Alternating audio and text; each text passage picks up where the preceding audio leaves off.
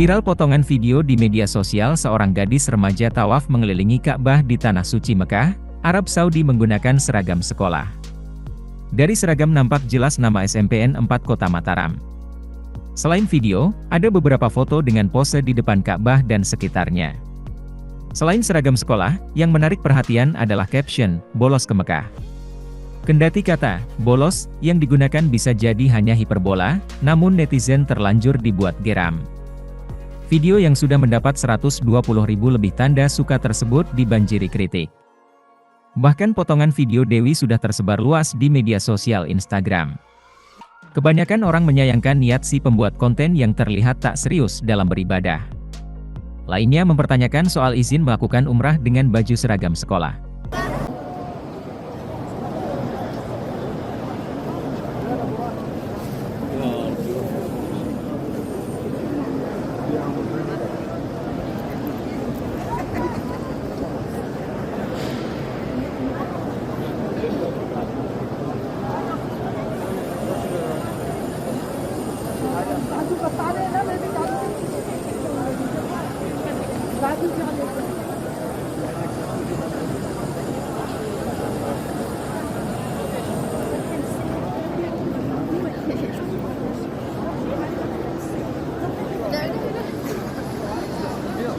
Terima kasih sudah nonton.